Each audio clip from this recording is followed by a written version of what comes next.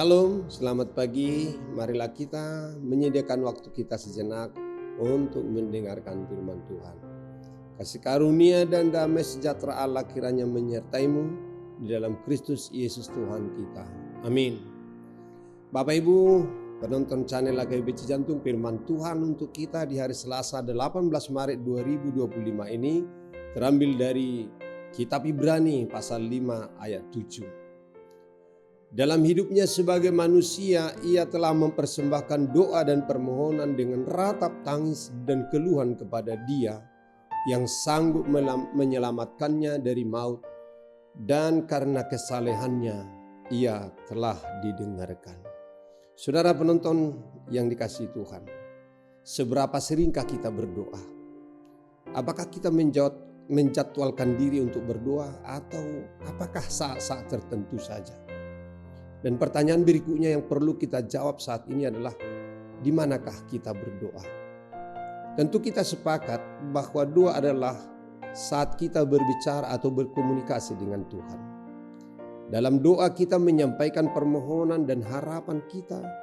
Dan satu hal yang pasti juga, dalam doa kita menyampaikan pujian dan syukur kita kepada Tuhan. Doa menunjukkan hubungan kita dengan Tuhan. Doa menunjukkan bagaimana hubungan kita dengan Tuhan. Dengan demikian, doa tidak terbatas dengan waktu, tempat, bahkan hidup kita adalah ibadah bagi Tuhan.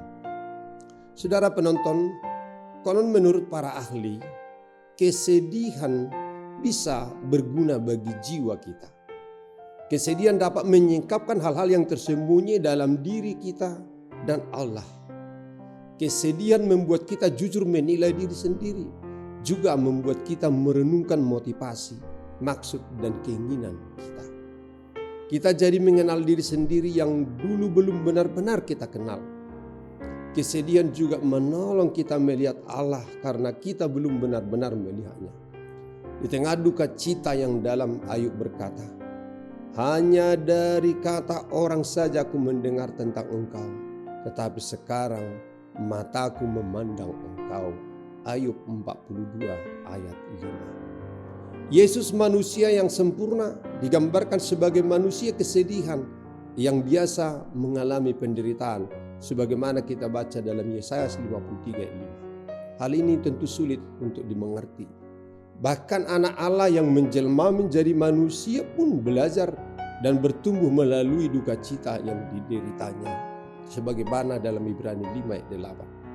Saat kita berpikir tentang penderitaannya, juga perhatiannya terhadap penderitaan kita, kita akan mendapat pemahaman lebih baik tentang apa yang ingin Allah kerjakan di dalam diri kita melalui duka cita yang tengah kita alami.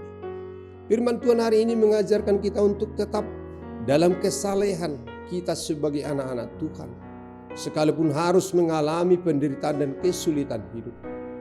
Ungkapan perasaan kita kepada Tuhan adalah tulus dan jujur, mengakui ketergantungan kepada Tuhan. Betapa lemahnya kita tanpa penyertaan Tuhan. Doa adalah sarana untuk meluapkan dan menyampaikan perasaan kepada Tuhan, kepada Bapa di surga. Hati yang tulus dalam berdoa adalah syarat agar doa kita berkenan kepada Bapa. Kesedihan hati oleh karena penderitaan sesungguhnya diluapkan kepada Tuhan, karena Dialah curahan hati kita. Karena hanya Tuhanlah yang sesungguhnya yang paling tahu apa yang kita butuhkan. Dialah yang menciptakan kita. Dia yang paling mengerti tentang kita. Hanya Dialah yang mampu menolong dalam keterbatasan kita untuk menggapai tujuan hidup kita yang sesungguhnya. Saudara jemaat Tuhan, firman Tuhan berkata, "Serahkanlah khawatirmu kepada Tuhan, maka Ia memelihara engkau. Tidak untuk selama-lamanya dibiarkannya orang benar itu goyah." Mazmur 55 ayat 23. Amin. Mari kita berdoa.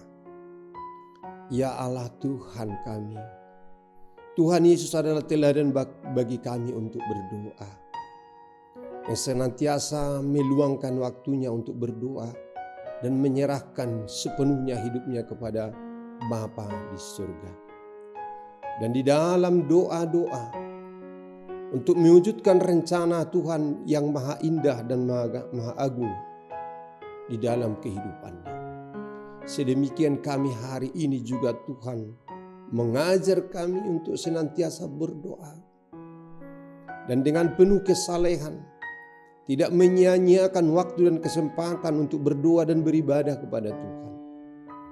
Dan saat kami mencurahkan hati kami, mencurahkan isi hati kami yang terdalam, tak kalah kami sedih dan meratapi keadaan dan kondisi yang tengah kami hadapi, hendaknya kami serahkan itu kepada Tuhan. Dan di dalam doa kami bertanya maksud dan rencana Tuhan di dalam kehidupan kami, bahwa sesungguhnya hidup kami dalam rancangan Tuhan. Terima kasih Bapa di surga.